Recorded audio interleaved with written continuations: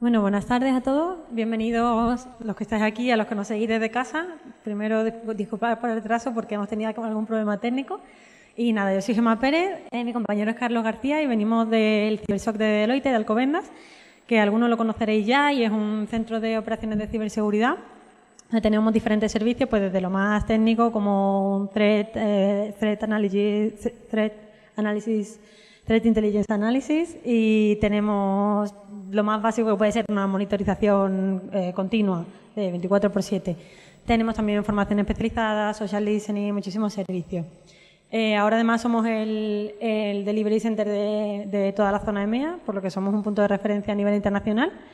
Y bueno, Carlos trabaja en la parte de Application Security, él trabaja con temas de seguridad de código.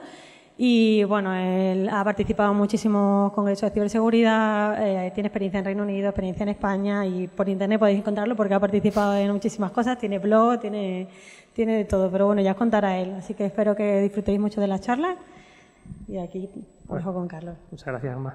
Bueno, pues nada, pedir perdón a todos por el retraso nuevamente. Hoy vamos a hablar de desarrollo seguro. Creo que ya habéis tenido alguna otra sesión de Threat Intelligence, malware. Hoy vamos a ver un poco más a nivel de código cómo se crean los defectos, qué podemos hacer para evitar introducir esos defectos y un poco también qué hacemos los analistas de seguridad cuando buscamos defectos en un análisis estático del código que nos pasa un cliente. Bien, bueno, no voy a decir mucho sobre mí, ya que ya me ha presentado Gemma y así no perdemos mucho tiempo. Simplemente eso, trabajo como analista en el área de AST, Application Security. He trabajado en empresas españolas, he estado viviendo en Reino Unido, colaboro normalmente en congresos de ciberseguridad. Si vosotros estáis formando, os lo recomiendo. En España ahora mismo hay muchísimos congresos de ciberseguridad. Son una muy buena opción para ganar conocimiento, una muy buena opción para conocer gente y personalmente creo que son una muy buena vía para incorporarse en el mercado laboral. Si trabajáis o queréis trabajar en ciberseguridad, creo que asistir a estos congresos es bastante productivo.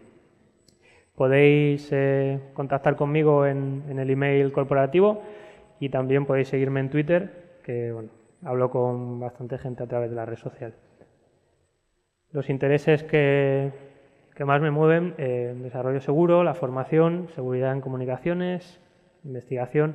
La verdad es que todo lo relacionado con el mundo de la ciberseguridad al final es muy distinto, pero siempre tienen un nexo que es común entre todos los ámbitos.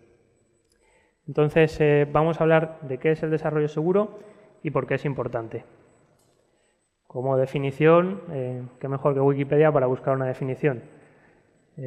Siempre o casi siempre son acertadas y nada, nos dice que es la práctica de desarrollar software en una forma que proteja, y esto es importante, de la introducción accidental de problemas o vulnerabilidades de seguridad. ¿Por qué es importante lo de introducción accidental? Porque en la mayoría de los casos los desarrolladores no tienen formación en seguridad.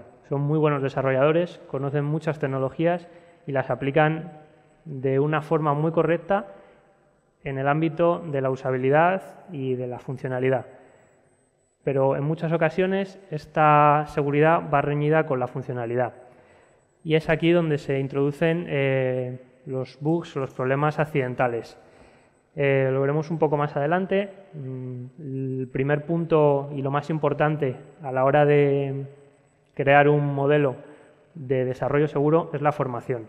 Es importante, no se le puede echar la culpa al desarrollador de que ha utilizado un algoritmo criptográfico inseguro si no tiene la formación para saber que ese algoritmo no es el más recomendado o puede haber otro mejor en términos de seguridad para lo que quiere hacer. Esto es una definición un poco más de estar por casa. Nos dice que es el uso de principios y buenas prácticas durante el SDLC. Veremos más adelante lo que es el SDLC y aquí entra el primer punto que os comentaba, de la formación. Cuando se establece un proceso de SDLC, la siguiente S es de seguro, esa formación es muy importante. ¿Y por qué es importante tener en cuenta la seguridad? Bien, aquí tenéis una imagen del por qué es importante. Todas estas, bueno, esta imagen es muchísimo más grande y sigue bastante más para abajo. Y cada circulito representa una empresa que ha sufrido problemas de seguridad. Las que están en morado son porque les han hackeado, las que están en azul son porque han tenido un leak, una fuga de información, ya bien sea accidental o porque algún empleado ha filtrado esa información. También tenemos problemas de configuración, seguridad insuficiente. Entonces, esto nos puede dar una idea de por qué es importante tener en cuenta la seguridad de las aplicaciones.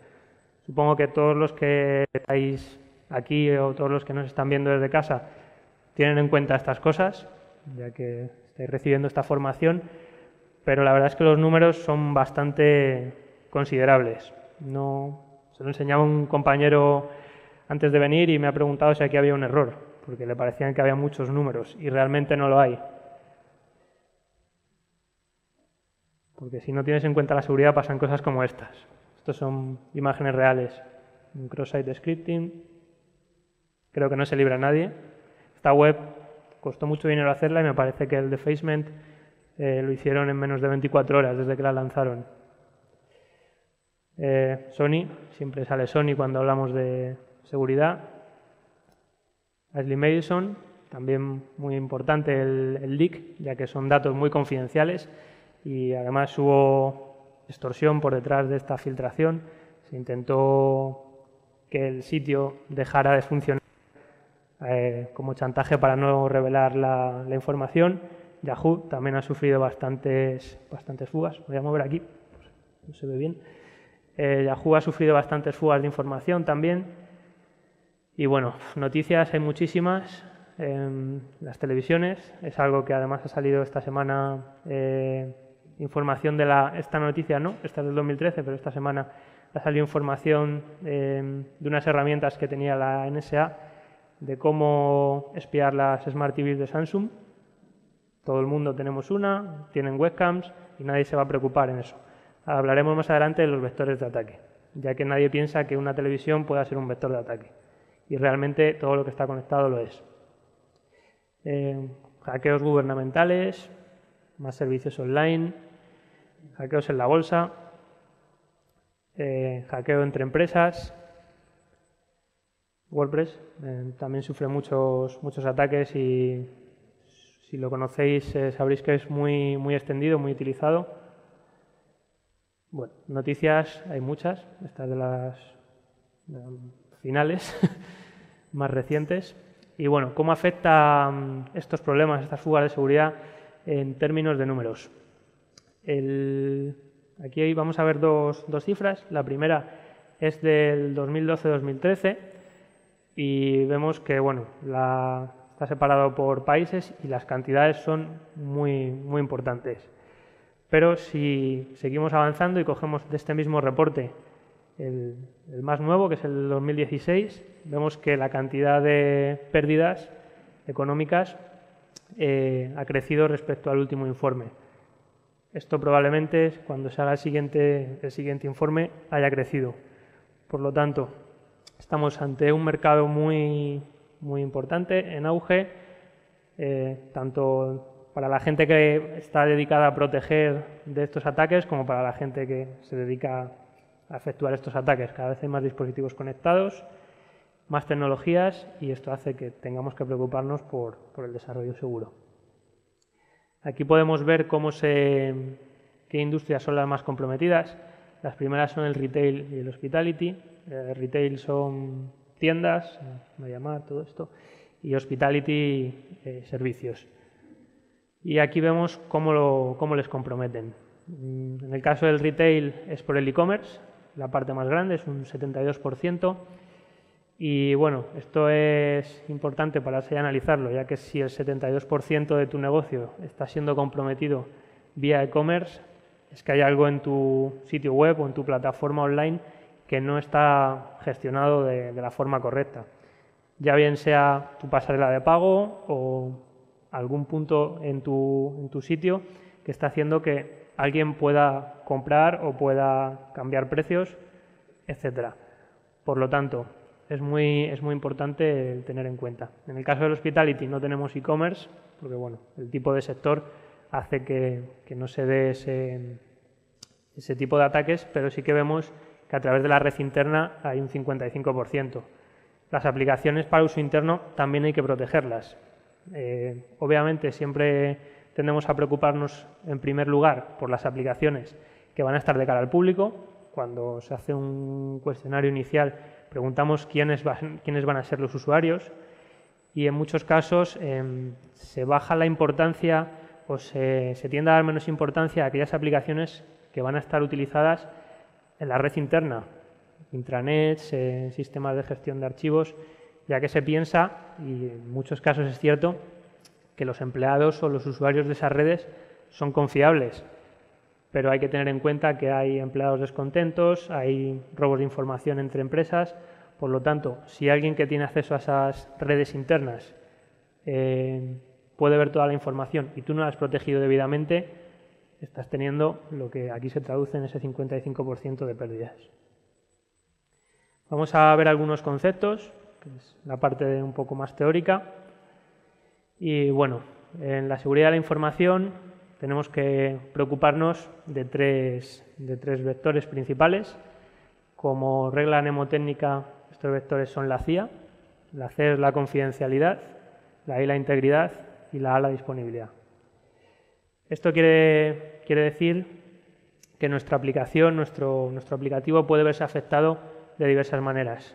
En la confidencialidad de esos datos, es decir, que esos datos se pierdan, sería lo que veíamos representado en el primer gráfico como un data leak, que la integridad de esos datos se corrompa, es casi más importante, ya que si tenemos datos médicos o datos de cualquier tipo sensible y un atacante, un usuario malintencionado puede comprometer esa integridad, esos valores, los datos que tenemos no sirven de nada.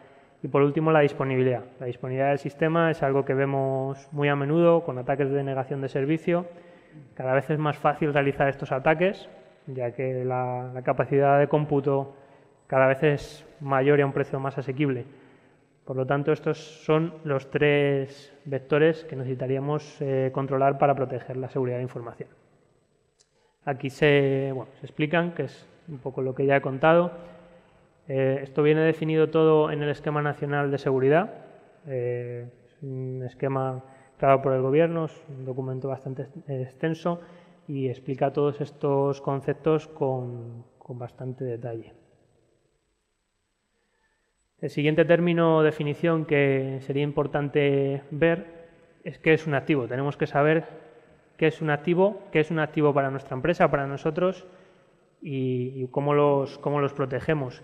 No es lo mismo lo que para la empresa A es un activo, es una información muy sensible, muy importante y que al final se traduce en qué pérdidas le podría ocasionar o qué problemas ocasionaría en su modelo de negocio si se viera afectado, que para otra empresa. Cada modelo de negocio tiene sus activos. Es importante definir qué activos tenemos, si son de software, de hardware, ya que es el primer paso para protegerlos. Para saber qué queremos proteger, tenemos que saber qué es importante. Y el control son los medios que tenemos para proteger esos activos. Las medidas de seguridad son todas las medidas en conjunto que ponemos para protegerse de los riesgos, ya sea prevención, disuasión, detección y recuperación. Hay que tener planes de contingencia. Todo el mundo creo que tenemos claro que la seguridad 100% no existe. Cuando alguien te pregunta, oye, ¿qué puedo hacer para ser inhackeable o qué puedo hacer para tener seguridad total? Eso no existe, porque lo que hoy es 100% seguro, mañana o dentro de unas horas deja de serlo. Tenemos que tener en cuenta eso, por lo tanto es muy importante tener planes de recuperación que en el caso de que se produzca una fuga, un ataque, nos permitan actuar de la manera más rápida para reducir ese tiempo que estamos expuestos. Una amenaza es cualquier problema potencial que vaya a causar daños en nuestro sistema. Y una vulnerabilidad es cuando tenemos un defecto en nuestro aplicativo, un grupo de defectos que puede ser explotada. Podemos distinguir entre defecto y vulnerabilidad. Cuando tenemos un defecto, quiere decir que tal vez tengamos un problema que en un futuro podría ser explotable y que a día de hoy sabemos que no es 100% recomendado su uso. Podríamos poner como ejemplo un algoritmo criptográfico, SHA-2. A día de hoy lo conocemos como seguro, pero no sabemos si dentro de un año no va a ser tan seguro. Probablemente aparezcan colisiones, aunque se estima que va a ser dentro de más tiempo para este caso concreto, pero no lo sabemos. Si tenemos la posibilidad de utilizar un algoritmo como SHA-512, es más avanzado, sería recomendable. Por lo tanto, debilidad es algo que puede ocasionar un problema en un futuro, vulnerabilidad es algo que puede ser explotada. La dificultad con la que vaya a ser explotada ya dependerá del tipo de problema y, por supuesto, los daños que vaya a ocasionar también dependerán del tipo de vulnerabilidad. Y, por último, el riesgo.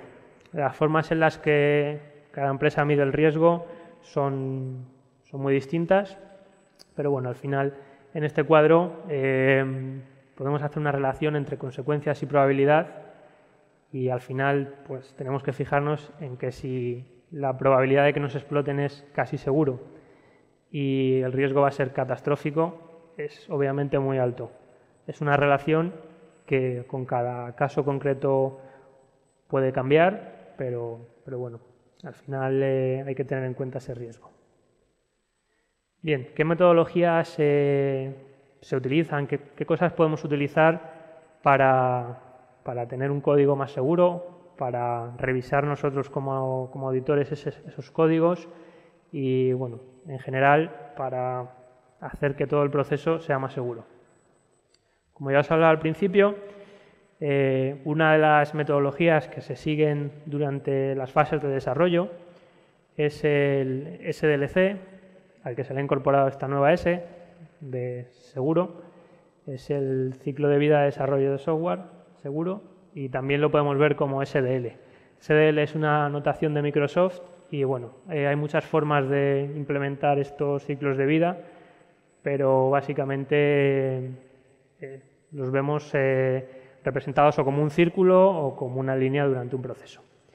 Bien, aquí he puesto esta palabra, DevSecOps, no sé si la habréis escuchado, lo habréis visto. Bueno, pues está muy de moda. Personalmente, para mí es como si fuera un SSDLC, ahora lo están llamando así, y básicamente el DevSecOps se basa en la cantidad de tecnologías que hay a día de hoy. No sé si alguno de vosotros es desarrollador o ha sido desarrollador. Se puede desarrollar con muchos lenguajes y en muchos entornos, eso era hasta ahora, pero además se pueden incorporar una gran cantidad de tecnologías para hacer esos desarrollos. La mayoría de todas estas tecnologías, una buena parte de ellas, trabajan de forma conjunta. Se guarda la información en distintos servidores, se utilizan contenedores, sistemas de control de versiones. Al final, con esto, el desarrollo ya no es como lo hacíamos hace unos años. Teníamos un entorno local y un entorno de producción. Ahora las cosas están muy centralizadas y hay muchos pasos desde el momento que el desarrollador empieza a escribir el código al momento que ese código va a producción. Sin embargo, todos estos pasos se producen de una forma mucho más rápida. No es como antes, terminábamos de escribir el aplicativo, se revisaba y se subía. Ahora se crean pequeños branches en el caso de los sistemas de control de versiones, se hacen integraciones automáticas. Esto lo que produce es que haya múltiples vectores donde se pueda producir un problema. Al final el problema va a residir en el código, pero con todas estas tecnologías todo este proceso se complica si no está bien integrado. Volvemos al SDLC, SDL, y la definición, esta es la definición que da Microsoft. Nos dice que es un proceso de control de seguridad orientado al desarrollo de software. Básicamente son estos pasos que como ya os digo, los podéis encontrar representados en forma de círculo con otros pequeños círculos alrededor, que es lo que llaman sprints. Y bueno, los pasos es lo importante de este ciclo. El primer paso es la formación. Tenemos que dar a los desarrolladores, como ya comentaba antes, una formación básica, al menos en seguridad. Es decir, no podemos pedir a los desarrolladores que sean analistas, porque entonces serían analistas. Habrá casos concretos donde los desarrolladores sepan mucho de seguridad, lo cual es estupendo. Pero al menos tenemos que pedir a los desarrolladores que sepan algo. Y claro, se lo tenemos que pedir, pero les tenemos que ayudar. Esto, por ejemplo, un paso básico. ¿Alguien que haya programado ha pedido a su compañero que le revise su código alguna vez? Es como, coge mi código y míratelo. Tu compañero te va a encontrar fallos. Te va a decir, oye, eso yo creo que lo podías hacer de otra forma. Esto, mira, esto es distinto. Al final, cuando uno lleva muchas horas escribiendo código, comete errores, comete fallos, su cabeza, su lógica no funciona de la misma manera y dos ojos no más que uno, 4 ojos no más que 2. Entonces, esta formación, si las personas del equipo tienen la formación, al menos básica, y entre todos revisan ese código, ya están creando un pequeño proceso de decir, mira, antes de subir a producción o incluso antes de hacer un commit, le voy a pedir a mi compañero que revise mi código de hoy y yo voy a revisar el suyo. Ya estamos creando un pequeño proceso. El siguiente paso sería establecer los requisitos. No podemos crear una normativa, crear un proceso sin saber qué requisitos, qué necesitamos. Es lo primero, antes de empezar con la revisión, con el ciclo, que tenemos que ver. Crear los umbrales de calidad. Importante. ¿Qué es para nosotros asumible? ¿En qué punto está nuestra calidad? Es decir, ¿podemos permitirnos que un usuario robe o extraiga un número de teléfono? Normalmente no, pero a lo mejor por el negocio que tenemos, sí, porque es un dato que no es confidencial. Sin embargo, ¿podemos permitirnos que extraiga algún otro tipo de dato? No. Sí. Estos son los umbrales que tenemos que establecer y evaluar los riesgos. Es básicamente lo mismo. En la fase de diseño ya empezamos un poco a establecer cómo va a ser nuestro programa y analizamos la superficie de ataque. La superficie de ataque es un término importante, ya que si, como ejemplo básico, si tenemos una casa con 10 puertas, tendremos que poner 10 candados. Si solo tenemos una puerta, tendremos que poner un candado. Por lo tanto, analizamos esa superficie. En el caso posible, siempre que la lógica del negocio lo permita, la reduciremos. Es bastante más fácil securizar algo que tiene una superficie de ataque controlada. Los modelos de riesgo, veremos un poquito más adelante qué es. La implementación. Importante utilizar herramientas aprobadas. Hemos visto que hemos tardado en empezar porque mi ordenador no podía insertar pendrives, no podía instalar un programa que necesitábamos. Al final, eso, que es un engorro para el usuario, sí, pero está poniendo una capa de seguridad. Es decir, yo no puedo utilizar o no debería poder utilizar algo que no haya sido previamente supervisado y que se conoce como seguro. En muchos casos se introducen defectos por bajar software ilegal de Internet o se meten virus en los ordenadores, malware, porque ese software que se está bajando lleva el típico keygen para bajar la clave y sí, te da una clave, pero de regalo te da otra cosa. Entonces, importante usar herramientas aprobadas. Claro está, la persona que cree este proceso tendrá que hacer un consenso con la gente de desarrollo.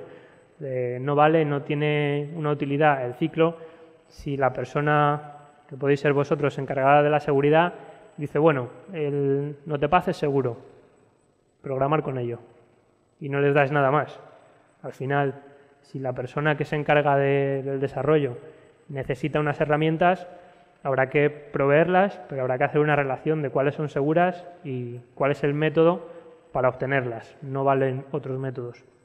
Prohibir funciones no seguras, esto es importante y, bueno, prohibir es un término fuerte porque si tú a un desarrollador le prohíbes que utilice una función que es la única que conoce, probablemente no pueda seguir desarrollando. Te va a decir, oye, que es que yo esto lo sé hacer con esta función, por ejemplo, para generar un número aleatorio. ¿Cuántos habéis utilizado la función math.random? Todo el mundo, ¿verdad? Es una función insegura. Es una función que para determinadas cosas no proporciona la seguridad suficiente, ya que la entropía con la que genera esos caracteres es predecible. Si estamos hablando de que es para generar un código de color hexadecimal para que pinte un color, no pasa nada, es una función perfectamente válida. Por eso digo el tema de prohibir, depende. La función es válida para eso, pero lo mismo no es válida para generar un ID de una cookie, porque es predecible. Y en la fase de implementación, el análisis estático. El análisis estático es la parte en la que estoy yo más enfocada, es lo que conocemos como SAST, y al final veremos algunas herramientas y veremos cómo se puede realizar. Este análisis estático, para los que no sepáis lo que es básicamente coger todo el código y analizarlo. Lo que veíamos hace un momento de pedir a un compañero que vea tu código y te diga qué fallos ve, eso es un análisis estático. Es decir, el código no se ejecuta en ningún momento, no se tiene más información, simplemente se tiene el código. Y bueno, simplemente se tiene el código, que es todo, es lo más importante de la aplicación. Estos análisis estáticos se pueden hacer de forma manual.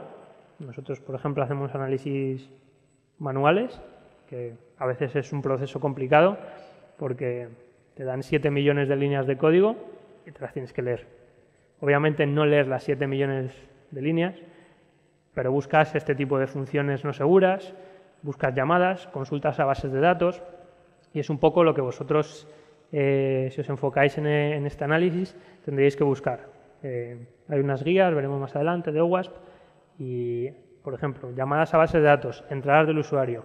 Siempre que hay una entrada por parte del usuario, esa entrada tiene que estar sanitizada, tiene que ser segura. Y del mismo modo las salidas, es decir, veíamos al principio las imágenes que habían puesto en las páginas de los políticos. Si nosotros controlamos esas salidas, ya no podemos insertar, pero no se va a ver la vuelta. Entonces es importante también. Veremos un poco más adelante en detalle estos tipos de vulnerabilidades. Y el análisis estático también puede ser con herramientas automáticas. Esto, por supuesto, nos facilita mucho el trabajo, dan buenos resultados, hay varias herramientas en el mercado, pero no son perfectas. Al final son herramientas y esas herramientas se equivocan y necesitan de la inteligencia de las personas para, en primer lugar, tunearlas, por así decirlo, para hacerles unas configuraciones correctas y, en segundo lugar, para determinar si están fallando o no. Algún caso que podemos ver, un análisis realizado con una herramienta que te arroje 55.000 resultados de algo que él ha considerado que es un problema de seguridad, pero que tú estás viendo un poco más allá y sabes que no lo es. Por lo tanto, no puedes entregar un informe o de nada sirve un informe si vosotros utilizáis esa herramienta y veis que tenéis 55.000 problemas, un informe de 500 hojas, no podéis empezar a remediar ese problema. Sin embargo, con un proceso de revisión manual que complemente a ese proceso, sí que podemos determinar qué es un falso positivo y qué es un falso negativo, que es cuando la herramienta no ha encontrado algo. Ha pasado en muchos casos que hay problemas graves y las herramientas no los encuentran. Al final son herramientas. Sí.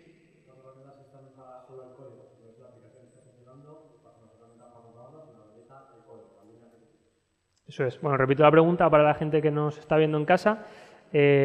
Nos preguntan si estas herramientas analizan únicamente el código, ¿verdad? O analizan algo más, si he entendido. No. Estas herramientas, bueno, hay híbridos que están en el mercado, pero las herramientas propiamente de análisis estático analizan el código. Es decir, tú tienes tu código fuente y se lanza contra la herramienta no lo ejecuta. En muchos casos es imposible ejecutar ese código, ya que tienen por detrás todas las tecnologías que veíamos en la diapositiva anterior y la herramienta no va a ser capaz de levantar un servidor con un Jenkins entre medias, con un contenedor, no va a ser capaz. Sin embargo, la herramienta lo que hace es seguir un flujo. realiza un modelo. En algunos casos, cuando el código es muy grande, es costoso realizar ese modelo. Hace no mucho hicimos un análisis, el cual nos llevó aproximadamente 7 días en una máquina con 100 gigas de RAM. Son bastantes gigas. Y ahí estuvo. Pensábamos que teníamos que darle más RAM, porque eran muchas líneas y el modelo que realiza la herramienta era complicado. Al final la herramienta lo que hace, pues si tienes una función X, va a buscar su implementación, va a buscar los sitios donde se llama, va a buscar después el flujo, es lo que nosotros conocemos como flujo y que normalmente establecemos con tres pasos. El primer paso, cuando encontramos una vulnerabilidad, sería el source, todos los pasos intermedios serían los intermediate y el paso final sería el sink, que es donde realmente acaba el problema. Puede pasar también, no tengo para pintar, a modo de árbol, podría pasar que tuviéramos un source y distintos sink. Esto es muy común. Imaginemos un usuario que tiene un formulario para escribir y puede poner su nombre y ese nombre se guarda en una base de datos de usuarios y en una base de datos de clientes, por ejemplo. Sin embargo, ese campo de escritura no tiene ningún tipo de filtro. De ese modo yo puedo escribir mi nombre o puedo escribir un select, un asterisco table y coger todos los datos. Tengo dos problemas, porque voy a coger los datos de la base de datos de clientes y de la base de datos de usuario. Por lo tanto, mediante estos flujos, lo que conseguimos es poder establecer cuál es el mejor punto para solucionar el error. Hemos hecho un ejemplo con 2, pero podríamos tener muchísimos sync. De esta manera, si vosotros que habéis encontrado el error tenéis que decirle a alguien que lo solucione, sois la persona encargada de solucionarlo, podéis solucionarlo en cada sync y decir, pues mira, no permitas que al usuario se le muestre nada que lleve esta palabra. Vale, tenéis que solucionar aquí, aquí, aquí, aquí.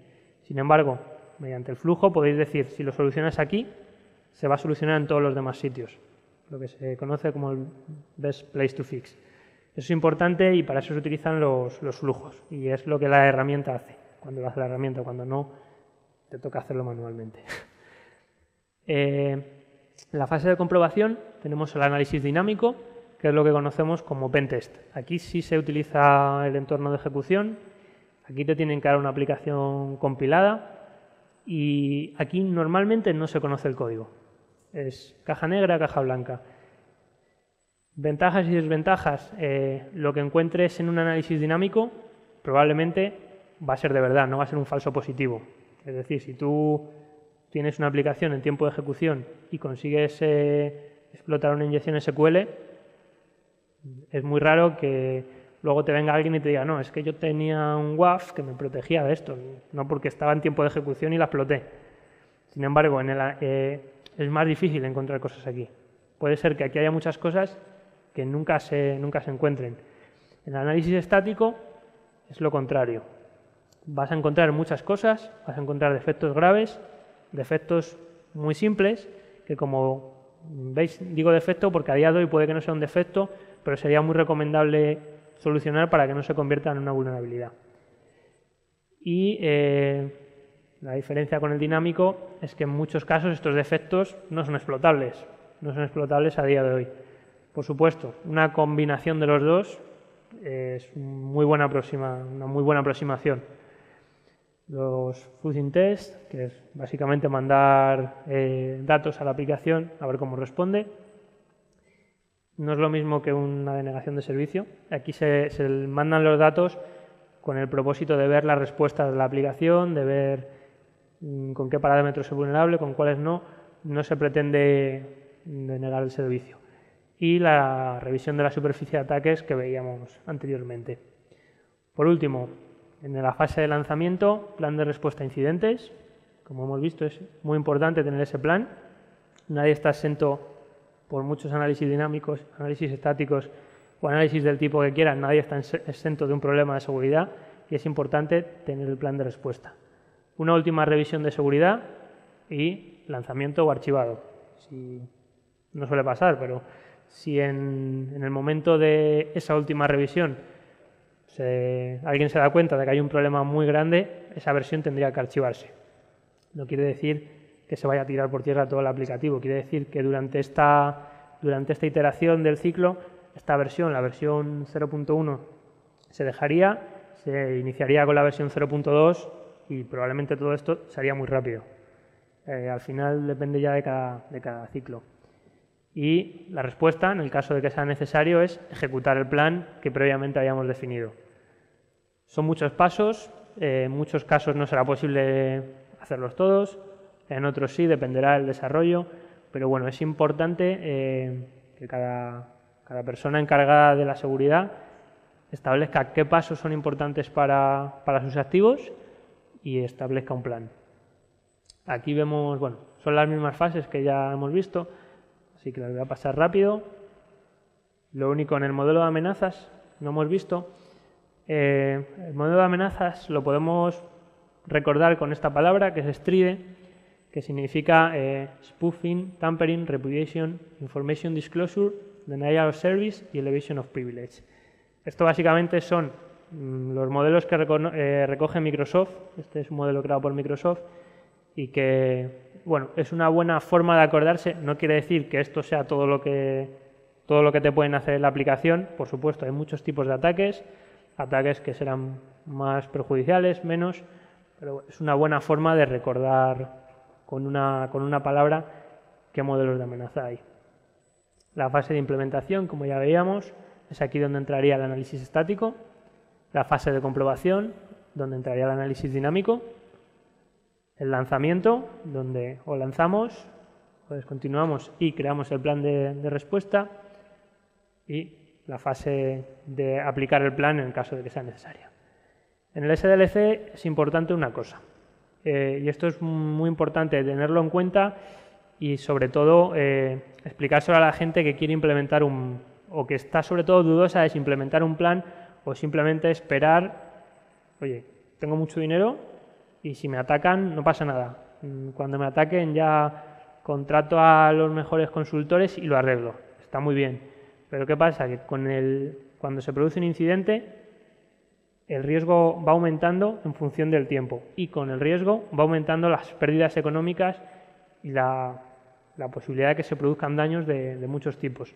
Por lo tanto, si tenemos un buen proceso de desarrollo seguro, si se produce un incidente en un punto en el que todavía no puede ser explotada, por ejemplo, un zero day, y nosotros corregimos ese zero day de forma muy rápida, al final es la gran utilidad que tienen dispositivos como los WAFs o dispositivos perimetrales, que no eximen de que tú corrijas el problema en el código, pero mediante una regla puedes cargar esa regla en el dispositivo y ganar lo mismo una semana mientras tu equipo de desarrollo corrige el código.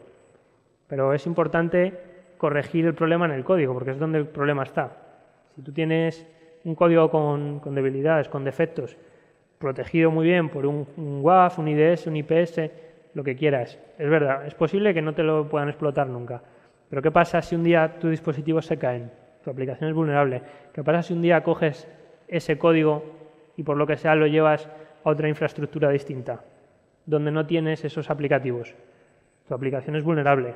Por lo tanto, los aplicativos están muy bien, ayudan. Si que sale un zero day, pues ganas tiempo mientras alguien te explica cómo corregirlo, pero tienes que corregirlo porque con el tiempo aumenta el riesgo. Sí, perdón. Un zero day es cuando hay un programa, un software y alguien descubre una vulnerabilidad. Y esa vulnerabilidad se publica sin que exista un patch, una solución. Por ejemplo, OpenSSL, ¿sabes lo que es? Vale. Pues ha tenido 0 days. ¿Qué pasa? Si yo soy la persona que ha descubierto el problema, pues mira, haciendo aquí doble clic, resulta que me cargo todo el OpenSSL y puedo ver la comunicación de todo el mundo. Tengo dos opciones. O lo reporto a la gente que hace OpenSSL, bueno, tengo varias. O me lo guardo, lo vendo, o simplemente digo, soy muy majo, lo publico. Y lo publico en mi blog, sin haberle dicho nada a nadie. ¿Qué va a pasar? Bueno, lo primero, que se me va a caer el blog porque va a haber mucho tráfico. Pero lo segundo, que mucha gente va a coger ese exploit o va a coger ese problema, va a crear un... Lo primero es que alguien coja el problema y lo explote a mano, tal, y diga, esto se puede explotar. Y lo segundo es que sea alguien o otra persona cree un exploit. Cuando crean un exploit, estás fastidiado, porque un exploit quiere decir, ¿conocéis Metasploit? Vale, pues quiere decir que alguien va a hacer doble clic, un MSF tal, y se acabó, porque cualquier persona que vea un tutorial en YouTube va a poder explotar, y va a poder explotar miles de millones de dispositivos. Eso es un zero day. Sin embargo, si tú lo reportas a la compañía lo arregla, lanza una versión y con esa versión dice, oye, que lanzamos esta versión porque en la anterior pasa esto. Cambia la cosa, porque la gente le da tiempo a corregir. Eso es lo que es un zero day. Y pasa bastante. Ha pasado mucho con comunicaciones, por ejemplo, Heartbleed, también es un fallo en el protocolo de comunicación SSL y salió hace bastantes años ya, todavía hay páginas vulnerables. Ya no es un zero day, pero bueno, hay gente que no lo corrige. Eso también entraría en un plan que tendríamos que hacer de desarrollo seguro, que es mantener nuestras versiones actualizadas. Bueno, en las prácticas de desarrollo seguro, un poco de forma global, cada lenguaje luego ya tiene sus cosas, pero en términos globales podemos decir errores habituales que se cometen. Incluir información sensible en los comentarios. El riesgo que conlleva la revelación de esa información. Parece que no pasa, pero pasa. O sea, y de hecho, si estáis navegando por Internet y hacéis control-U para sacar el código fuente en el navegador, veréis comentarios así, doble barra o tal, y veréis que pone, oye, pues la password es esta y el usuario es este. Y dices, ¿cómo puede ser esto? Se les habrá olvidado en desarrollo, será una esa de entorno local. Y tú la pruebas y dice, welcome, admin. Pasa de verdad. Y bueno, muchas veces nosotros intentamos concienciar a la gente de que no ponga esas passwords en ningún momento. O sea, la password no debería estar en texto plano en ningún lugar del aplicativo. Mucho menos en un comentario que no es procesado no es renderizado por el navegador y que se va a ver ahí, a la vista de todo el mundo. En JavaScript pasa mucho también. Se piensan que JavaScript está en el lado del cliente. Voy a hacer diferenciación aquí, ya que estoy me paro. Lado cliente, lado servidor. Muy importante esto. ¿Vosotros dónde aplicaríais la seguridad? Si solo pudierais elegir uno. En el servidor, por supuesto. Siempre algo que no esté controlado por el cliente, por el usuario. Está muy bien poner, una empresa española de trenes lo hacía mucho y lo sigue haciendo, poner en su página web un formulario de compra de billetes de tren y decir, bueno, aquí no puedes poner más que tu email. Y resulta que abres tu consola, cambias ese valor porque está en tu navegador y puedes poner lo que quieras. Eso está bien, los filtros a nivel de cliente están muy bien porque reducen carga en el servidor. Es decir, si tú pones el filtro en el cliente y en el servidor, con el del cliente te vas a quitar toda la gente que no sepa que eso se puede evitar. Por lo tanto, estás quitándote peticiones maliciosas. Pero, por supuesto, si tienes que elegir un sitio, siempre en el servidor, porque es donde se produce la acción. Pues eso es importante. Incorporar contraseñas al código. También pasa, bastante. Y además aquí, cuando las ves en un comentario, bueno, pues es normal asumir que uno se ha equivocado, se lo ha olvidado, pero cuando las ves aquí, mucha gente no sabe de qué otra forma puede ponerlas. Es decir, tienes un archivo de una conexión con una base de datos y donde hacen la autenticación, pues la ponen ahí, porque no saben dónde ponerla. Los lenguajes tienen sus archivos de configuración, tienen formas de encriptar esa información y de protegerla. Es importante utilizar esas formas. Y ahí volvemos a la formación. La formación es importante. Si alguien ha aprendido lo que ha aprendido y no sabe que hay otra manera de hacerlo, no lo puede hacer. Y en muchos casos es muy simple y simplemente pues, se le explica a la gente. Todos los lenguajes tienen sus guías de desarrollo y bien explicado. Enviar información sensible en texto plano. Esto sigue pasando y mucho. ¿Cuántas páginas de las que visitamos a día de hoy siguen sin el candadito verde? O incluso con el candadito rojo. O sea, el candadito rojo me vale. Bueno, lo prefiero verde, pero me vale. porque la comunicación va cifrada. Otra cosa es a ver cómo se está cifrando. Pero la comunicación va cifrada, sin embargo, el no candadito, sin un HTTP, la información se manda. Y he visto páginas muy importantes que mandan así la información. Y esto es no tan simple, pero en muchos casos es tan simple como poner una S. En la persona que está programando es tan simple como poner una S. Porque si la persona de sistemas ha implementado un certificado válido y bien implementado, funciona. De hecho, se debería forzar que toda la comunicación fuera por ahí. Google puntúa eso en su algoritmo de búsqueda, ese que no se sabe muy bien cómo va. Se sabe que desde hace no mucho, para Google es importante que la página tenga un certificado SSL válido. Entonces, bueno, parece que con esta, como al final lo que importa es el dinero, el marketing, con esta medida parece que la gente está incluyendo certificados. Antes era muy caro, ahora un certificado SSL es gratis. Los hay gratis. Si queréis implementar, tenéis Let's Encrypt, que se puede implementar además de forma automática, y Starcom CA.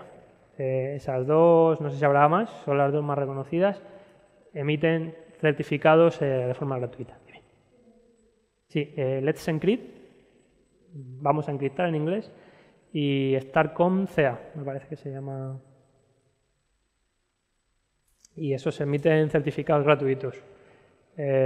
Además funcionan de forma distinta, así que podéis utilizar, dependiendo del proyecto, podéis utilizar uno u otro. Por lo tanto, no hay excusa para enviar información en texto plano. Porque esto lo que provoca es captura de credenciales. Supongo que si conocéis Metasploit y todo eso, habéis hecho demos con Man in the Middle y esas cosillas. ¿Alguna? Podéis hacerlo, podéis buscar información, me podéis preguntar si queréis en otro momento. Es fácil y es divertido. Siempre en entornos controlados, ¿vale? Luego, el tema de los permisos. Está muy bien cuando tú estás probando y estás desesperado ya porque algo no te funciona, coger y darle permiso 777 a todo. Porque ya sabes que por los permisos no va a ser. Pero luego se te olvida, lo subes con permiso 777 a todos, que para los que no sepan lo que es en un servidor todos los permisos, lectura, escritura, modificación para todo el mundo, y nada, se te olvida eso y eso queda ahí para que todo el mundo pueda hacer lo que quiera. No solo con los permisos, con las aplicaciones, es decir, si tú eres un usuario en una página web que tienes, simplemente tienes que ver un registro, no le des acceso a ver todos los demás registros, o si solo lo tienes que ver, no le des también escritura. Es importante establecer un control de esos permisos y es algo que miramos cuando hacemos un análisis estático. Gestionar los privilegios solo en el front, dejarlos en el back. Esto es lo que veíamos al principio. El back es importante, es lo más importante. Utilizar funciones inseguras, lo veíamos al principio. ¿Conocéis algoritmos de hashing? MD5, SH1, vale. MD5 está roto, ¿verdad? Hace mucho tiempo. A día de hoy hay muchos códigos que vienen con su MD5. Y dicen función de hashing, MD5. Una función que está rota, por lo tanto, veríamos comprometida la integridad. En esa FIA que veíamos antes, la integridad se vería comprometida, porque si el algoritmo está roto y tú puedes modificar los valores, mal. Pero no solo eso, otros algoritmos, SHA1. SHA1 salió hace un mes o algo así, que habían conseguido hacer la primera colisión real y habían hecho podéis buscarlo en internet, no recuerdo cómo se llama, pero si buscáis SHA1 Collision, es una noticia de hace un mes o así. Y ya todo el mundo se ha echado las manos a la cabeza diciendo, ¡buah! Hay que quitar los SHA1 corriendo. Estupendo, pero es que SHA1 se sabe que no es seguro desde por lo menos el 2012, por lo menos. No habían conseguido una colisión, pero sabían que no era seguro. Pero hasta que no pasa, no se preocupa la gente. También os digo que no es tan fácil conseguir la colisión, pero se puede. Hacer llamadas al sistema operativo o a la base de datos sin filtrar. Filtrar todo lo que venga del usuario, siempre hay que filtrarlo. O sea, Esto es la norma básica. No puedes confiar en el usuario. Y ya no te digo siquiera porque el usuario te quiere hacer un ataque. Es que el usuario a veces va a meter cosas sin saber qué mete y te rompe la aplicación. De verdad que la rompe. Ponerle el ordenador a vuestra abuela, darle ahí y va a empezar a tocar teclas y te va a sacar una consola, una cosa y vas a decir, ¿cómo has hecho eso? No sé, niño. Pero lo rompe. Entonces, nunca confiar en el usuario. ¿Qué cosas podemos verificar aquí? ¿Qué cosas verificaríamos en un análisis estático? Si yo tengo un formulario donde estoy pidiendo la edad, pues solo voy a permitir que me metan valores numéricos. No voy a permitir letras, no voy a permitir caracteres especiales, no voy a permitir valores del 0 al 1. Y no solo eso, voy a permitir un rango del 0 a un número de 3 cifras, si quieres, al 999, que ya me parece mucho. 3 cifras, ¿vale? No permitas nada más. Ahí te estás quitando yo la verdad es que ahora mismo en un campo así me costaría bastante poder hacer una inyección. No te voy a decir que sea imposible, pero sería muy difícil porque puedes codificar las cosas, puedes hacer puedes hacer un front chart y que las letras sean números, pero claro, no metes un payload en 3 cifras, no lo metes. Entonces, todo lo que se complique, mejor. Y así evitamos el compromiso del sistema. Entonces, bueno, la seguridad en el SDLC, como ya hemos visto, podemos hacerla de 3 maneras principales. El pentesting, que sería la parte dinámica, y bueno, hemos visto, no evitan esa ventana de que exista la vulnerabilidad y se pueda corregir. No se identifican todas, bueno, no pueden, sí pueden, pero normalmente no se identifican todas las vulnerabilidades, porque al final en el entorno de producción, en tiempo de ejecución, hay cosas que no se producen. Para un usuario pueden producirse, para otro no. Entonces no se identifica todo. Y esto es importante, tiene un impacto en procesos de negocio. ¿A qué me refiero con esto? Imaginemos la web de un periódico que recibe cientos de miles de visitas. Y dicen, bueno, contratan un pentesting para ver si es seguro. Y me parece muy bien, está bien que lo hagan, pero lo hacen en producción, porque hay que hacer el pentesting de forma real, ¿vale? ¿Y qué pasa si llegan las personas con autorización escrita, firmada, y se lo cargan? Y te quedas sin periódico una semana, porque estaban haciendo la prueba a ver si podían borrar la base de datos, y la borraron. Y te quedas sin periódico. Entonces, tiene impactos en los procesos de negocio. Algo que no sucede con la revisión de código fuente, porque tú puedes lo normal es que revises el código antes de ir a producción, pero bueno, puedes estar en producción y decir, oye, que nos hemos dado cuenta de que la seguridad es importante, queremos revisar el código. Y revisas ese código, tú encuentras un defecto aquí, pero el código que está en producción, aunque sea el mismo, tú no lo vas a afectar. Es una cosa importante. La revisión de SAST, de análisis estático, puede ser automatizada con las herramientas y puede ser manual, como hemos visto. Y bueno, por último, todo esto que hemos visto, como ya hemos dicho, no protege al 100%, no es la seguridad absoluta y también es importante las aplicaciones que se encuentran desprotegidas presentan el 95% de los ataques. Al final es lo normal. Si está desprotegida, pues la gente lo ataca. Y aunque decimos que... ¿Esto no se puede borrar? No. Aunque decimos que aunque combines todo, la seguridad no es perfecta, no es 100% seguro, existen maneras de combinar todo esto de una forma correcta y conseguir el máximo nivel de seguridad. Nosotros, por ejemplo, tenemos una herramienta que se llama GAST y lo que hacemos es combinar diferentes herramientas de análisis estático automáticas en una sola plataforma centralizada. De esta manera intentamos conseguir lo mejor de cada una. Luego veremos un poco las herramientas y veremos que hay unas que son muy buenas en sus recomendaciones, otras que encuentran cosas muy buenas en Java, otras en PHP. Al final intentamos coger lo mejor de cada herramienta y combinarlo. Y además hacer un análisis manual. De esa forma, bueno, encontramos lo mejor. Si luego a eso le puedes sumar un pentest, estupendo, porque contra más analices, más cosas encontrarás y también importante, cuando se encuentra algo, solucionarlo. No vale solo con saber que lo tienes, que está muy bien, porque el día que te entren sabrás por dónde te han entrado, pero la idea es solucionarlo. Como estamos hablando de metodologías, hay otra metodología que es el SAM, Software Assurance Maturity Model, y es un modelo para asegurar la calidad, la madurez del software. Lo podéis encontrar en internet también. Esto está creado por OWASP. ¿Cuántos de aquí conocéis OWASP? Vale, pues tenéis que conocerlo todos. Es como la Wikipedia de la seguridad. O sea, lo que no esté ahí, raro. Lo vamos a ver más adelante, es una organización que crea este tipo de modelos, de documentos, y al final son las guías que nosotros tenemos que utilizar en nuestro día a día para buscar aquí. Al final no puedes saber 100% todos los lenguajes, porque hay muchos lenguajes y hay que utilizar estas guías.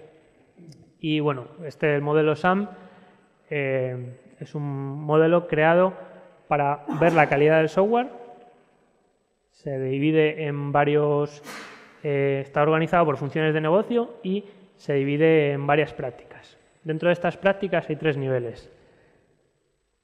Y los niveles iteran de nuevo, es decir, en el nivel 0 no tienes nada. Cuando empiezas, pues revisas estos aspectos, es un documento con un checklist y tal, bastante amplio, revisas estos aspectos y consigues el nivel 1.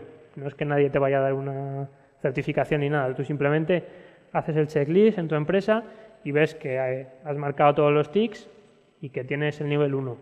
Lo ideal que sería decir, pues ahora quiero el nivel 2. Marcas otra vez todos los tics, solucionas los problemas y es una forma muy buena de implementar procesos de seguridad, de calidad del código para nuestros aplicativos. Porque te puedes especialmente centrar en los puntos donde veas que eres más débil, por así decirlo, y puedes tener un 3 en un aspecto y un 0 en otro. Pues lo ideal sería que ese 3 está muy bien ya, pero corrige lo demás. Aquí tenemos los niveles. Todo esto lo paso rápido porque lo podéis encontrar en internet y bueno, es lectura al final. Otro proceso. Como ya os he dicho, todos los modelos están muy bien, pero al final el modelo que está bien es el que vosotros implementéis en vuestro ciclo de vida, en vuestra empresa. Al final esto es un proceso que podría ser cualquier otro. Código fuente, un análisis que puede ser dinámico, estático, ambos, encuentras unas vulnerabilidades, generas unos informes, normalmente uno no está sobre la empresa y no se hace del todo, o sea, no encuentra la vulnerabilidad, las arregla, va a ver al cliente, pues lo normal es que haya gente y que todo el mundo esté al tanto de esas vulnerabilidades, para eso son los informes. Se gestionan, importante como ya he dicho, solucionarlo. Tenemos estos problemas, vamos a solucionarlos. Mejora continua, volvemos otra vez. Otro análisis, porque hemos hecho una versión nueva, porque ha aparecido un nuevo 0D y una nueva vulnerabilidad. Pues vamos a volver a analizar nuestro código fuente antiguo con esta nueva información que tenemos. Hemos actualizado algo, mejora continua.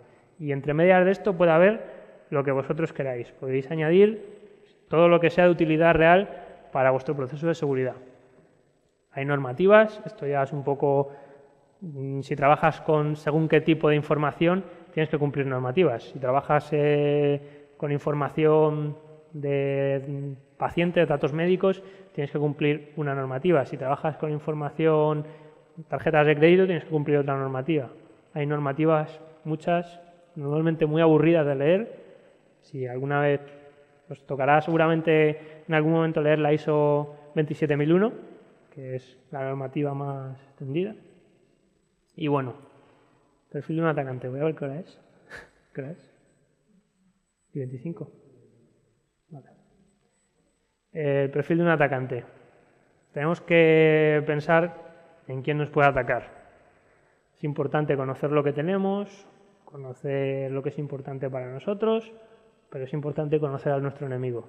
Al final, tenemos que pensar que sí, he dicho que la abuelita se equivoca y lo rompe, pero también hay gente que va a ir a romperlo, porque Porque sí, porque se gana dinero. ¿Qué perfil puede tener un atacante? Se puede separar en conocimientos. Perfil técnico medio alto, perfil técnico bajo. Perfil técnico alto, pues que tiene experiencia, que sabe lo que está haciendo. Perfil técnico bajo, bueno, que le gusta, no sabe mucho, pero tiene acceso a herramientas. En Internet es fácil bajarse un Kali Linux y empezar a probar. Y hay alguna herramienta que está muy bien hecha, es muy potente, y aunque no sepa muy bien lo que estás haciendo, la puedes usar. Entonces, también esta gente causa problemas. Y hay veces que causa problemas más graves de los que causa un perfil técnico alto, porque el perfil técnico alto llega, roba los datos, no deja rastros. Lo mismo llega, te hace una denegación de servicio, te borra la base de datos, hay que tener cuidado. Infraestructura, pues igual. De perfil técnico medio alto, lo mismo, pues, se conecta por Tor con un SOC, un proxy y tal, tiene ordenadores zombies, tiene una botnet, tiene cosas. El otro lo mismo, pues se va a un ciber y a ver qué saca. ¿Vale? Todo lo paso rápido. La motivación.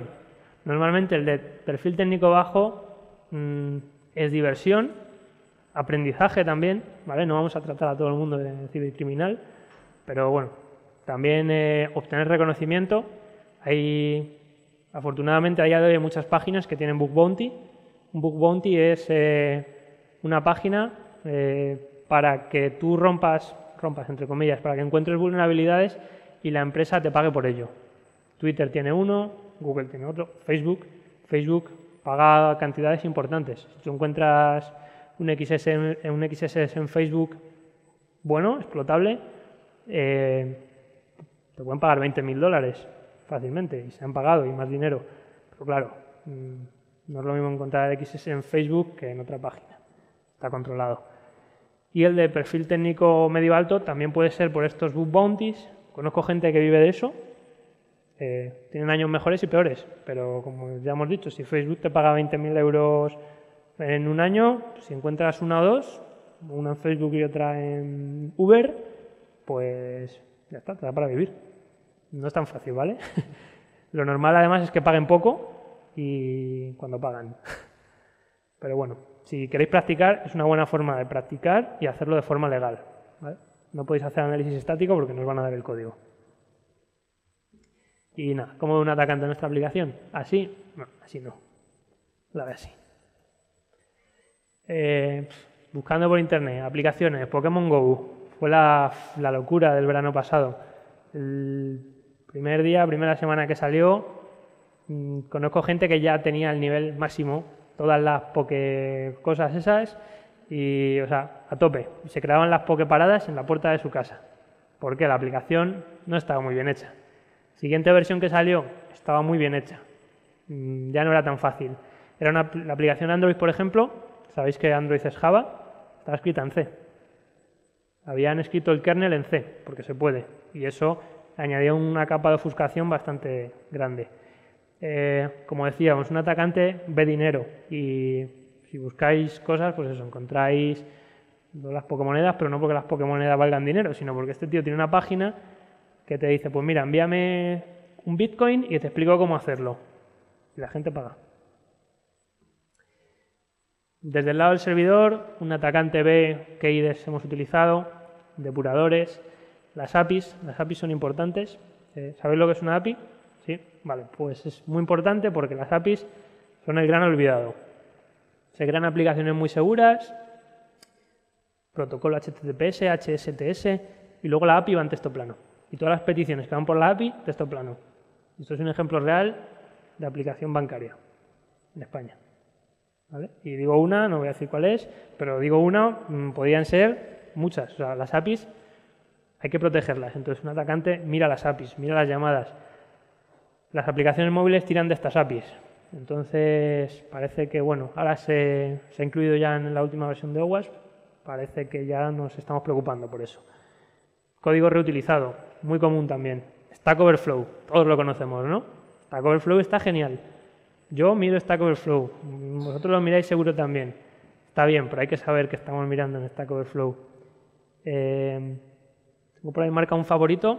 Alguien pregunta en Stack Overflow cómo prevenir una SQL injection. Y la respuesta que le dan tiene 5.000 votos positivos y mucha gente dice que es correcta. No es correcta. No es la manera correcta. Sin embargo, Stack Overflow dice que lo es. La gente dice que lo es. Tú coges, lo pegas en tu código y ya dices, bueno, no voy a tomar una Coca-Cola, que ya estoy seguro. Hay que tener cuidado. Stack Overflow está muy bien, pero al final Stack Overflow es como la Wikipedia, lo escribe la gente y la gente se equivoca.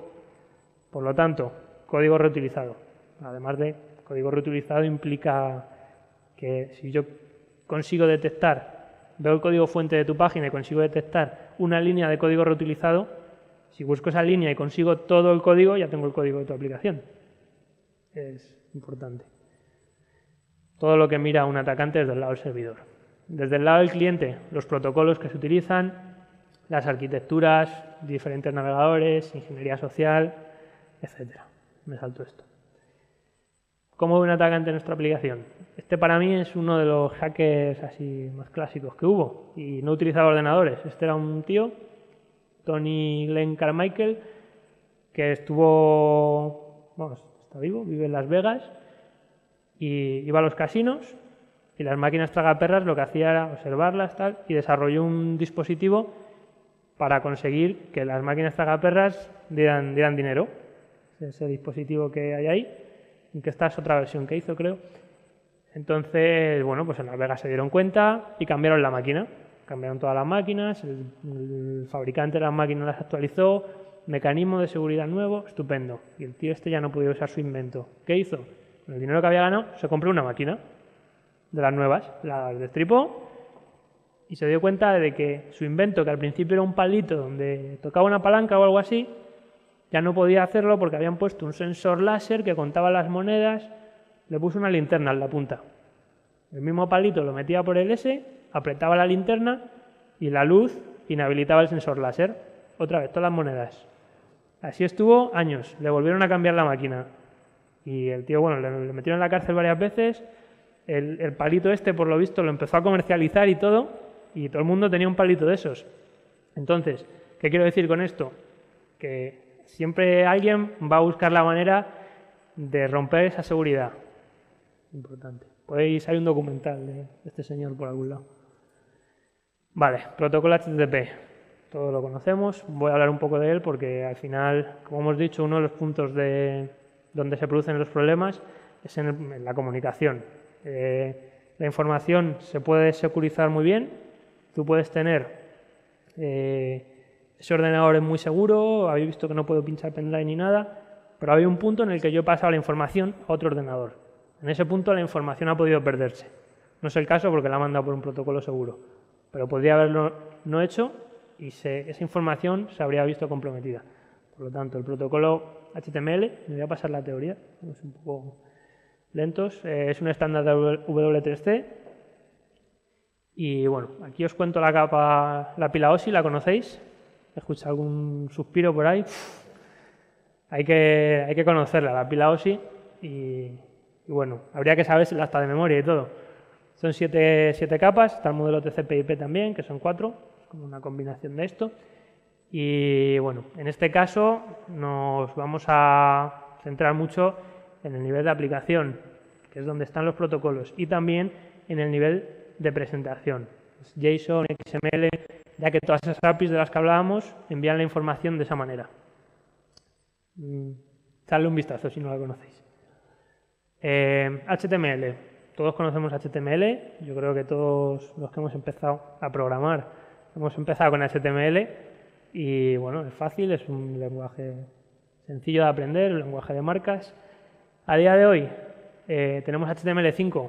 Esto es importante porque introduce una serie de mejoras que pueden convertirse en problemas de seguridad, son mejoras en el lenguaje, respecto a las versiones anteriores. Introduce, por ejemplo, API de geolocalización. Os habréis fijado que muchas veces estás en una página web y te dice este sitio web quiere conocer tu ubicación.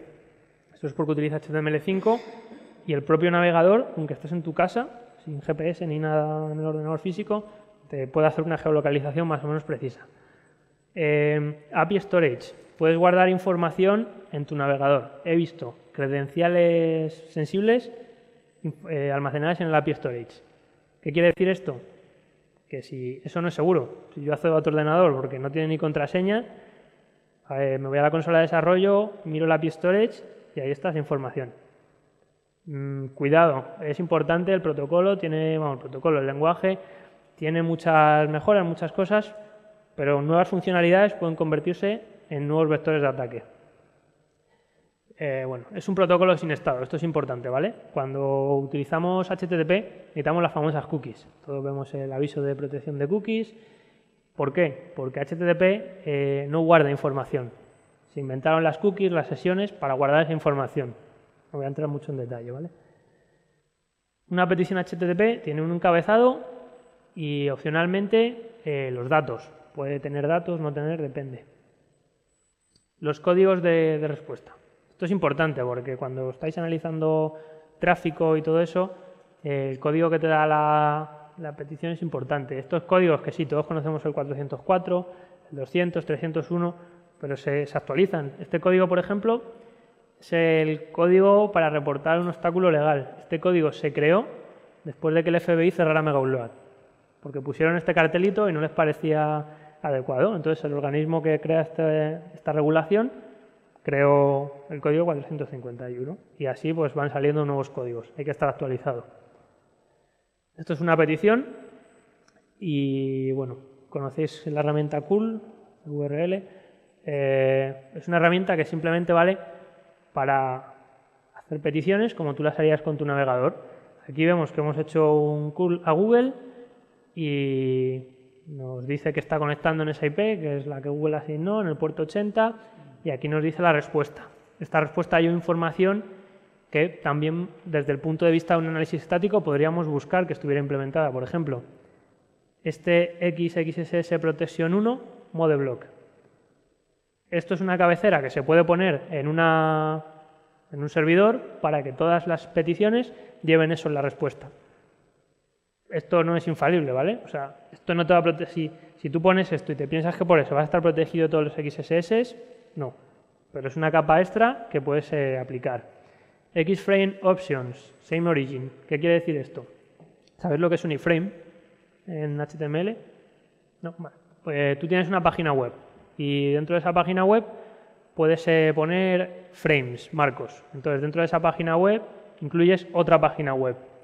Eso está muy bien hasta cierto punto. Yo lo desaconsejo siempre porque además es incómodo de usar para el usuario, pero bueno.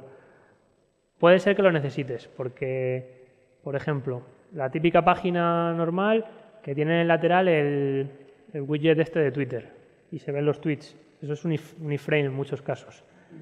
Mediante un iframe, un usuario malintencionado puede hacer un ataque que consiga incluir una página falsa dentro de tu página verdadera. ¿Qué significa esto? Que el candadito verde, el HTTPS, la dirección, todo va a seguir intacto, porque tú sigues en la página padre, por así decirlo. Pero dentro de ese iframe hay una página maliciosa de otro dominio, de un dominio evil.com. Con esta propiedad, Xframe Option Same Origin, quiere decir que esa página solo puede incluir iframes que tengan que sean del mismo dominio. De esta manera te estás quitando una superficie de exposición grande. Todo este tipo de cosas vienen en las cabeceras y estas cosas se pueden aplicar a nivel de código. Nosotros las buscamos cuando analizas, por ejemplo, una aplicación en .NET, buscas el archivo webconfig y miras qué cabeceras se están estableciendo. Esto es otro ejemplo de petición, igual. Y aquí quería haceros una demo para que veáis cómo se utiliza el curl.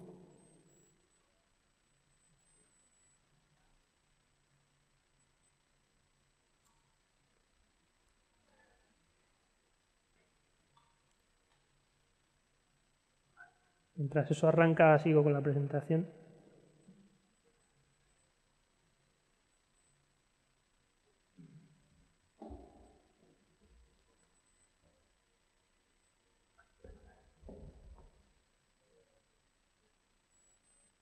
Lo tengo que poner aquí también para que lo vean desde casa.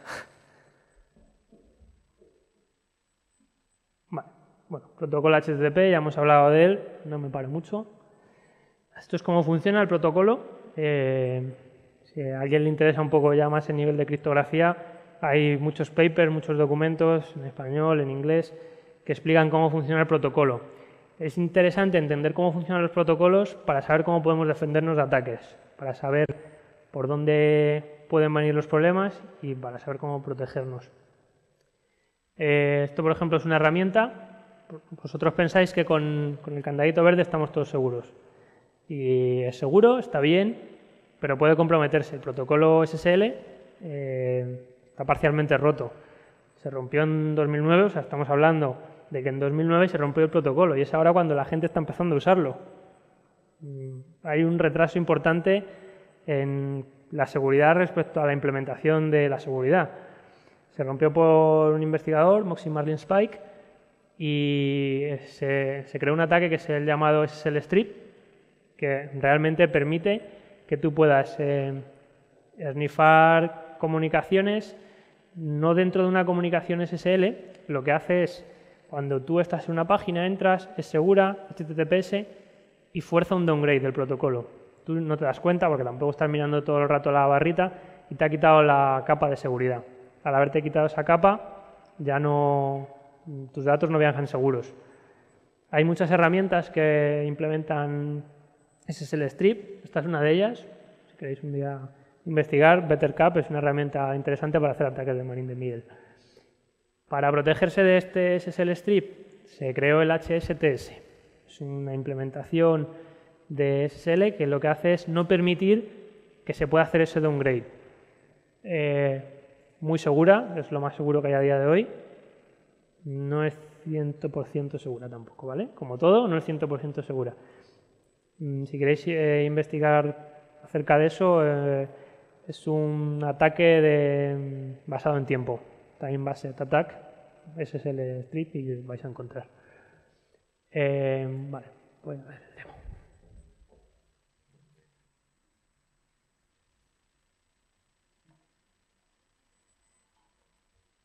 Vale, esto es una máquina Kali Linux que conocéis seguramente.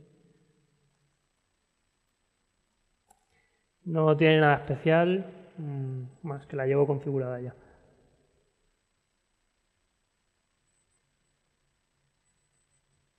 Vale, entonces, ¿conocéis entornos para hacer pruebas? ¿Conocéis, por ejemplo, WebGoat, MultiGDAE? ¿No?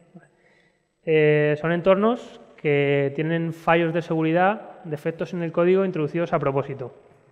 Son gratis, la mayoría, y os los podéis bajar. Y en algún momento, bueno, tengo un post en el blog, me podéis preguntar por Twitter y ahí tengo un montón de entornos que podéis bajar para practicar en PHP, en Java, en Net, para Android, iOS. Estos entornos, por supuesto, nunca hay que montarlos en una máquina real que esté en producción porque tienen los defectos.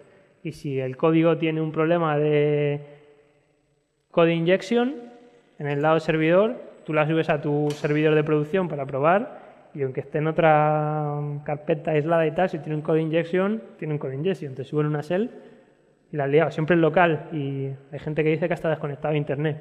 Bueno, vale. Entonces, tengo aquí algunos de ellos.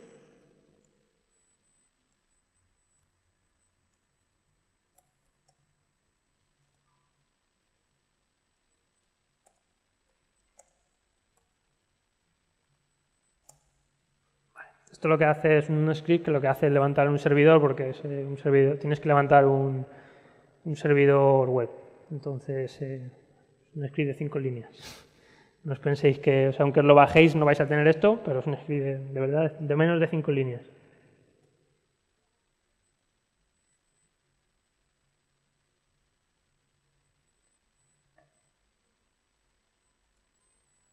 Entonces, bueno, este es el entorno.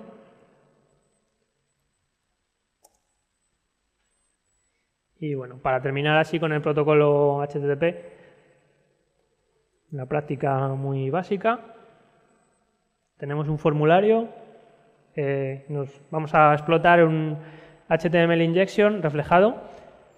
La diferencia entre reflejado y almacenado aplica para casi todo, para una XSS, una SQL injection, una HTML injection. Reflejado quiere decir que no se almacena el valor en la base de datos, por lo tanto, si yo lo exploto y doy la URL, tú se la mandas a otra persona, cuando él abra esa URL va a ver, pues en el caso de un XSS, va a ver el pop-up. Pero no se guarda, es decir, al no almacenarse no lo ve todo el mundo. Lo ve la persona que tenga la URL con X parámetros. Por supuesto, suele ser más peligroso el almacenado, porque lo ve todo el mundo. Entonces, bueno, aquí es un formulario que me pide mi nombre, lo he puesto y si os fijáis, dice ahí welcome Carlos y mi apellido. No se ve... Bueno, no se ve... A ver si puedo hacer esto más. Vale. Bueno, no se ve la URL, pero os digo lo que pone. Aquí pone username Carlos, que es lo que hemos puesto aquí, y last name CCC, que es lo que hemos puesto aquí debajo. Entonces, eso está en la URL, como os comentaba. Si vosotros le pasáis esa URL, en este caso es local, pero bueno, si le pasáis esa URL a otra persona, vería eso. ¿Qué pasa? Como esta URL no tiene ningún tipo de filtro, si yo pongo código HTML, mira, ahí lo veis. Si pongo código HTML, por ejemplo, un H1, que es la etiqueta de título en HTML, y la cierro aquí detrás, lo vuelvo a enviar y veis que me ha cambiado el formato de esto. Ahora ya esto es un título. Vosotros decís, qué hacker, lo que ha hecho. Ha cambiado un título de color. Vale, he cambiado un título de color, pero eso quiere decir que si ahí he podido poner código HTML, puedo poner lo que quiera. Ahora puedo coger, abrir una etiqueta iframe, como os he dicho, y como probablemente esto no tenga la política de same origin, cojo, clono esta web, que es muy fácil de clonar, y la clono exactamente hasta aquí, y aquí meto mi frame. Y pongo un formulario de login. Y lo que ese formulario envíe, me lo envío a mi servidor, en texto plano por detrás. Luego va a dar un error y ya que te lleva al normal, pero ya tengo tus credenciales. Entonces, HTML injection. Es raro encontrarse una inyección así, ¿vale? Pero puede pasar. Eso es por el método get. Normalmente habréis escuchado que no hay que utilizar el método get. Por eso. Es por eso, porque los parámetros van en la URL. Aparte de que por temas de posicionamiento no queda limpio y tal, no es recomendable. ¿Qué pasa con el post? Yo ahora pongo mi nombre.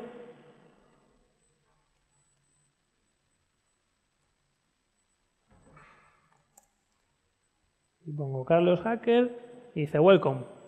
Aquí no ha cambiado nada. Si lo pongo así en azul para que lo veáis. Ahí se ve. Vale.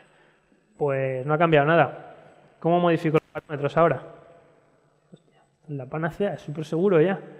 Ya no hay... ¿Cómo lo modifico? ¿Cómo le paso esa URL a alguien? Complicado. No es complicado. Si os fijáis aquí arriba, este dibujillo que tengo es un proxy que se instala en el navegador, ¿vale? Fuzzy Proxy. Podéis hacerlo sin una extensión. Esto es una extensión de Firefox, que es muy cómoda, pero podéis hacerlo configurando el navegador. Lo que tengo aquí puesto, tengo configurado el Burp Suite, Burp Proxy lo llamo aquí. Vale, y le he dicho utilizar el burp para todas las peticiones. Eso ya no tiene la cruz, ya está escuchando. Ahora lo que voy a hacer es arrancar el burp. El burp es un proxy que se utiliza, bueno, tiene muchas funciones. Hay otros proxies. Entonces, tenemos aquí.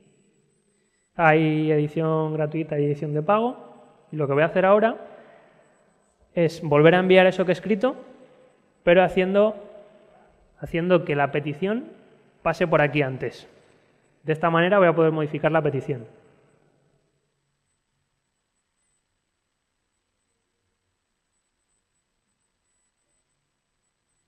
Esto no pasaría si la página fuera con contenido SSL.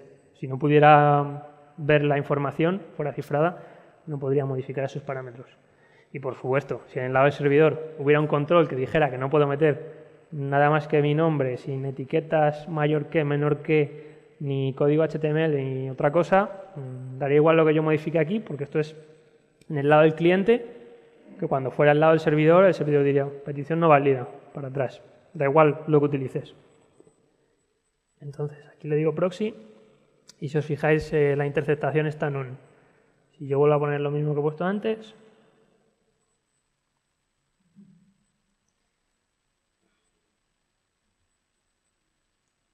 y le doy a enviar. Fijaros que se queda cargando.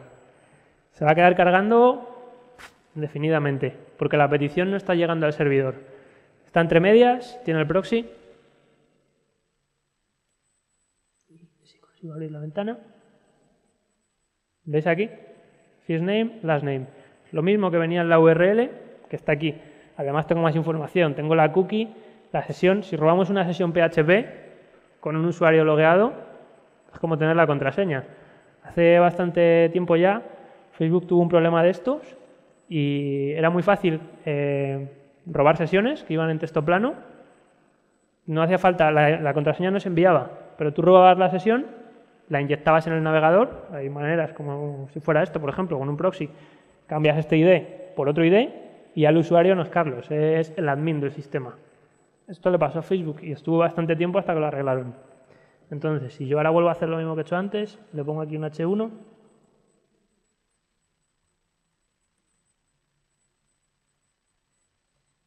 Y le doy a forward para que la envíe. Me vengo aquí y ya está. Mismo cambio que hemos hecho antes. Y ahí puedo hacer cualquier cosa. Esto es una práctica muy básica, además está en el nivel 0. Estos entornos suelen tener varios niveles. Cuando paséis el nivel básico, cambiáis. Y lo que habrán hecho, por ejemplo, aquí, no lo sé ahora mismo, lo que habrán hecho es que probablemente la etiqueta mayor que, menor que, esté filtrada. ¿Cómo vosotros ahora inyectáis algo? Si ya no podéis formar la etiqueta, podéis hacerlo. Podéis codificarlo, hacer encoding, podéis hacer muchas cosas. Pero es una capita más de seguridad. Supuestamente, no sé hasta qué nivel llegará esto. Si tiene un nivel imposible, tiene un alto. Probablemente en alto también podáis. Hay otros que tienen nivel imposible, que quiere decir que el código está bien hecho y que no lo podéis, o no deberéis poder explotarlo. Vamos a volver. La práctica del curl me la salto porque básicamente es hacer un curl y ver lo que la petición y la respuesta del servidor. No es... Entonces, OWASP. Como ya os he dicho, OWASP es una organización. Todo el contenido que hay en OWASP es gratuito.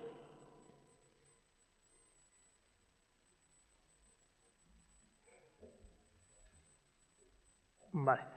Y sus siglas son Open Web Application Security Project.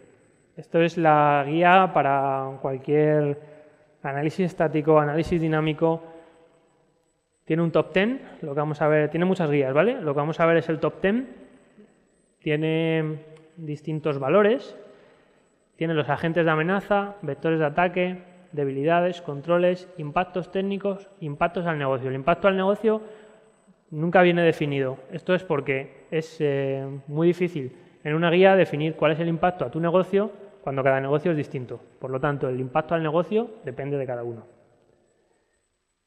Aquí lo vemos, es específico de la aplicación. Y los valores que puede tomar en cada agente de amenaza son distintos. No me voy a parar mucho, de verdad, buscar OWASP es una página un poco descolocada, es una wiki, está un poco descolocada en muchos enlaces. Hay enlaces antiguos, enlaces rotos, pero tiene mucha información y esto lo podéis encontrar. Entonces, son 10 dominios en este top 10, un poco más, pero bueno.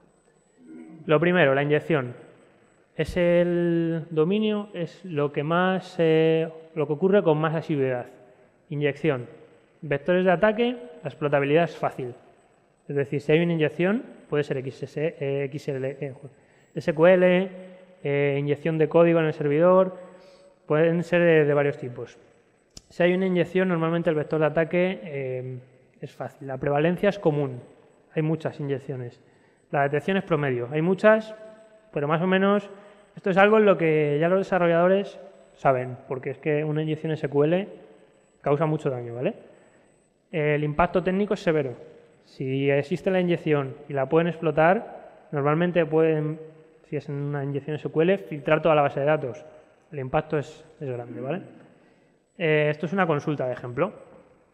Dice select asterisco from accounts where customer ID y el customer ID. Aquí lo que está haciendo es coger el parámetro ID del formulario del usuario directamente.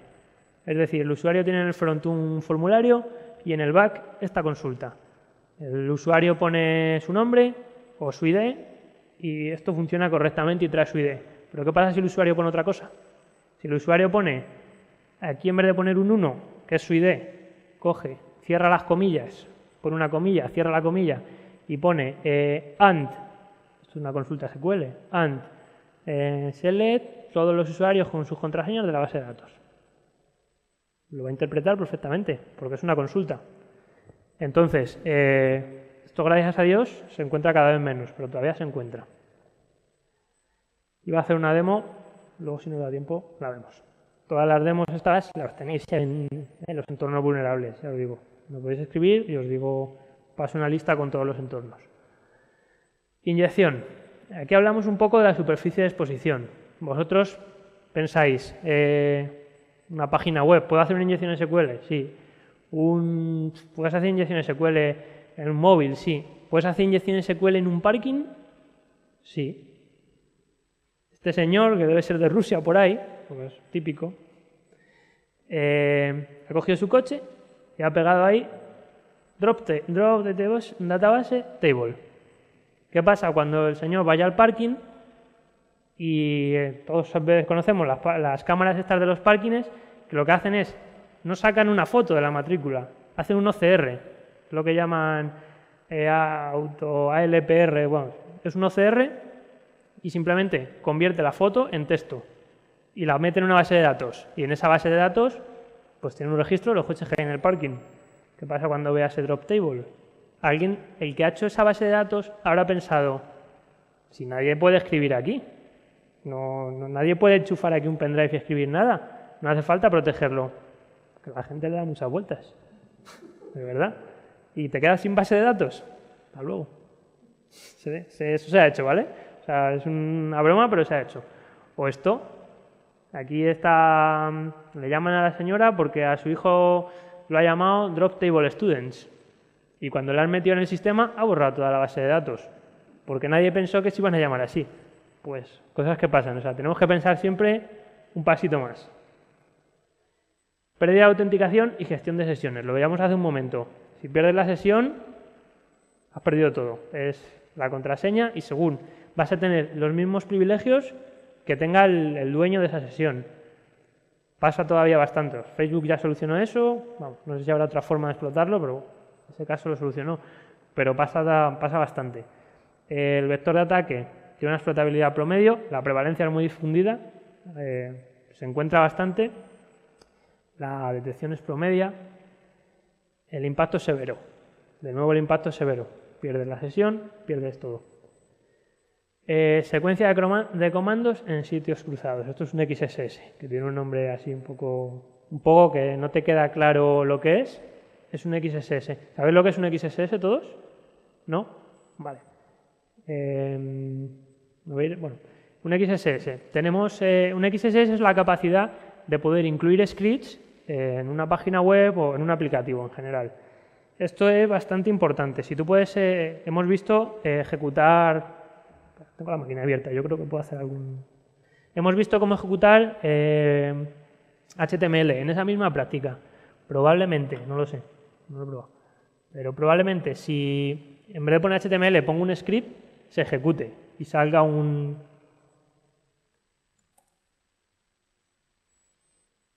Lo voy a volver a poner en get para que veamos arriba... Esto tiene prácticas de XSS también, pero probablemente esto me sirva. Está el proxy puesto, no va a lanzar la petición, lo voy a apagar.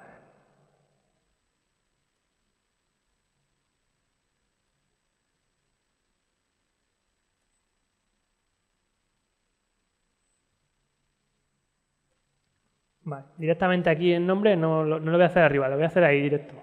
Voy a poner script.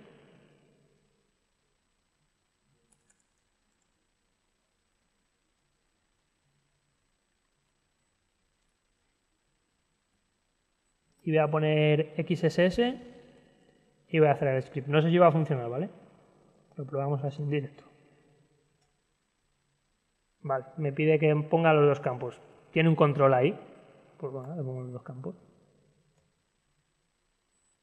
Vale, vemos que no ha pasado nada. Eso quiere decir que esta práctica, como era de HTML, pues está controlada. Lo que yo le he puesto ahí... Ah, que no le hacer... Bueno, sí, puede ser. Vamos a probar. Correcto, la comilla. Me ha lanzado este script. Por tanto, no está controlando lo que yo introduzco ahí. Si yo ahora, en lugar de introducir esto, que vale, es la típica cosa que tú haces para probar, si consigo esto, es vulnerable. ¿Qué pasa si ahora, en lugar de poner eso, pongo un script que lo que haga es grabar la pantalla y mandarla a mi servidor? Lo podría hacer. Cuando tú vengas aquí y pongas tus datos, yo los puedo ver. Por lo tanto, el XSS, peligroso, prevalencia muy difundida y es fácil de encontrar. Siempre que hay un punto de entrada, puede haber un XSS. Volvemos a la superficie de exposición. Voy a volver a la presentación. Un +1 para quien no ha dicho lo de la comilla, ¿eh?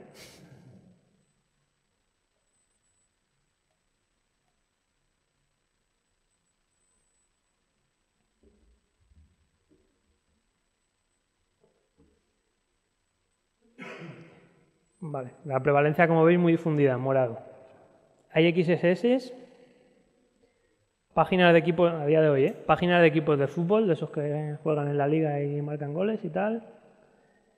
Tiene uno de esos. Páginas de... O sea, hay muchos, muchísimos. Y no son tan simples como eso, es lo mismo, porque tienen controles, pero no tienen todos los controles, no tienen los controles adecuados.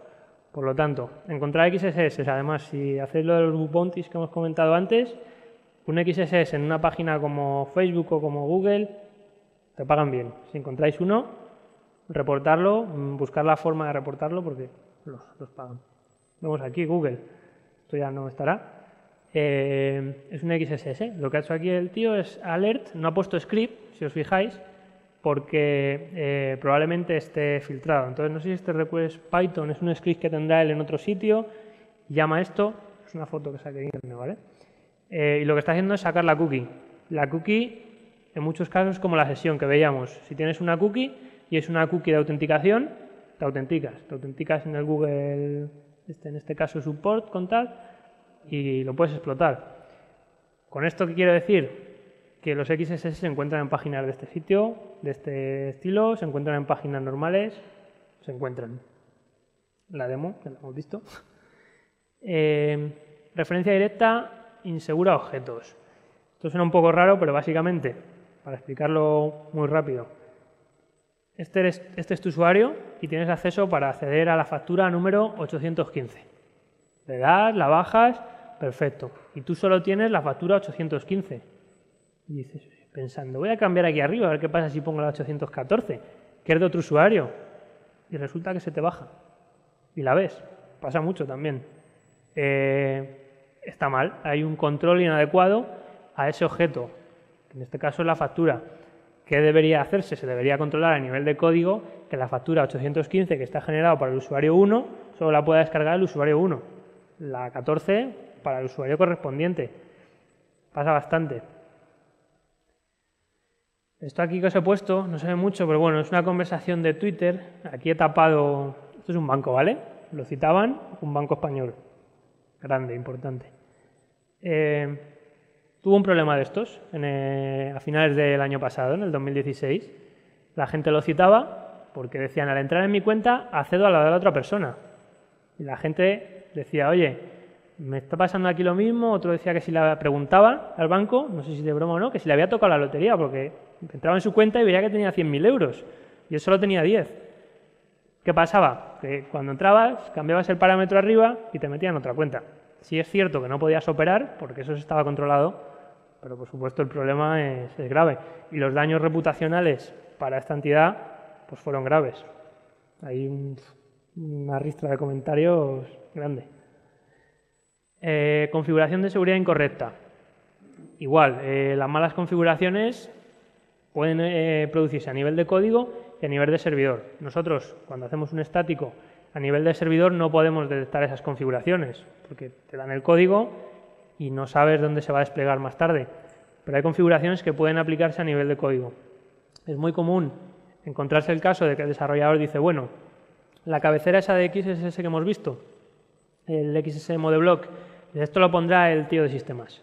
Y el tío de sistemas dice, esto lo pondrá el otro en el código. Y al final nadie lo pone y no está protegido. Entonces, defectos de configuración son bastante comunes. La detección es fácil porque lanzas un nmap y te va a sacar puertos abiertos, por ejemplo, un puerto abierto es un defecto de configuración. y la explotabilidad es fácil, dependiendo de lo que sea. Exposición de datos sensibles. Lo hemos hablado antes, algoritmos débiles, cifrados inseguros, passwords puestas en comentarios, passwords en el código. El impacto es severo normalmente. La prevalencia es menos común, no es muy común encontrarse el usuario y password de un admin en un código fuente en un comentario. Si te lo encuentras, el impacto es severo. Y la explotabilidad es difícil porque a veces la información que sacas no es esa información, es simplemente una URL que está protegida y tiene doble factor de autenticación. Está bien para la fase de information gathering, pero no es tan claro. Ausencia de control de acceso a las funciones. Esto se parece un poco a lo que hemos visto antes de la referencia insegura a objetos, pero bueno, es un poco más el acceso que se tiene a ciertas capacidades en el servidor. Se puede controlar a nivel de código también, se debe controlar a nivel de código. Un ejemplo que tenía aquí, os lo cuento. Imaginaros, tenemos una URL que nos dice biblioteca /libros /libro 1 y tú solo puedes acceder al libro 1 porque es el que has comprado. Te metes, libro 1, te dan la URL y accedes a él. ¿Qué pasa si quito donde dice libro 1 y lo dejo solo en /libros? Si eso está bien configurado, no debería permitir el directory listing. Si está mal configurado, lo permite. En el entorno vulnerable tenéis un ejemplo de eso. Es el dominio A7 y pasa bastante. Hace no mucho estuve dando un curso y de caso me lo encontré con la página de una de las personas que asistía al curso. Se arregló, muy fácil de arreglar, al día siguiente estaba arreglado, pero pasa. Falsificación de peticiones en sitios cruzados. Esto es parecido a un XSS, es lo que conocemos como Cross-Site Request Forgering, y la prevalencia es común, pero está en el dominio 8, quiere decir que entre explotabilidad y prevalencia y impacto no suman tanta criticidad como por ejemplo una inyección. En este caso, lo que hacemos es hacer peticiones a un sitio como si fuéramos otro. Un poco complicado de ver. Hay un montón de información en OWASP con esquemas. Aquí tenía que haber puesto un esquema. Podéis ver un esquema y lo entendéis fácil, ¿vale? La OWASP. Voy un poquito rápido ya. El uso de componente con vulnerabilidades conocidas. Esto lo metieron en el 2013. En el 2010 no estaba. OWASP saca el top 10 aproximadamente cada 3 años. Me preguntaréis, este es el 2013, me preguntaréis, ¿no hay un 2016? No. Pero hay un 2017 que está casi a punto de salir. Esto. Hablábamos antes de OpenSSL, Heartbleed. Utilizas un componente, tu aplicación es muy segura, el código que tú has hecho es muy seguro, pero luego metes un componente Apache Struts. Por ejemplo, una librería de Apache, hace un mes se salió una vulnerabilidad y hay un montón de sitios afectados.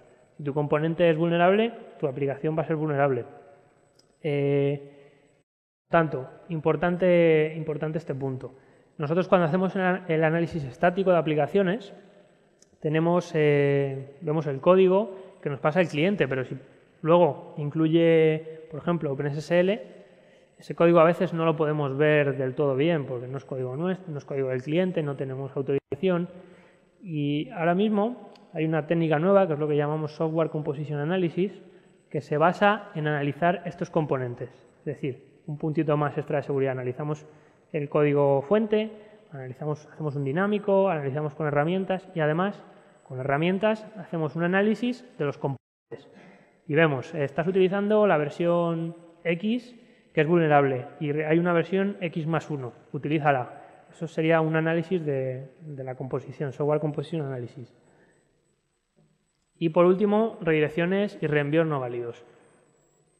Aquí tenemos una página web que redirige a otra página web. Esto es muy común. Esta tarde, navegando por internet antes de venir, me lo he encontrado en un sitio, ¿vale? Dice que es poco común. O sea, es poco común que te permita hacer una redirección maliciosa. La redirección normal es común. Por lo tanto, habría que probar qué parámetros le estamos pasando aquí en esta URL, ya que Tú me dices, vale, pero esto lo que hace es llevarte a bill.com. Sí, pero tú tienes un cartel muy grande en la calle que dice visita nuestra nueva web en www.example.com.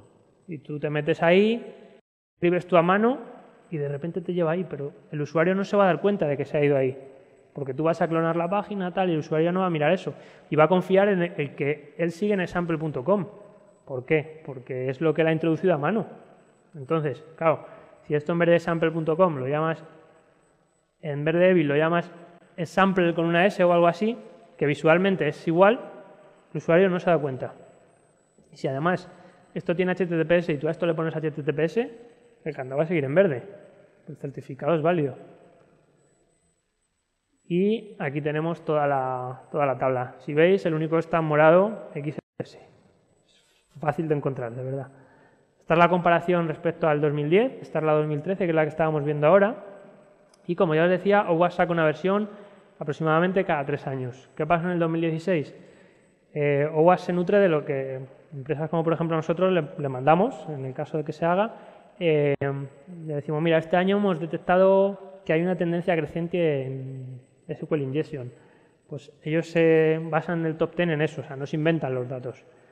Como en el 2016 no hubo muchos cambios, al final parecía que no iban a sacar la guía. Pero hace 2 semanas sacaron esto.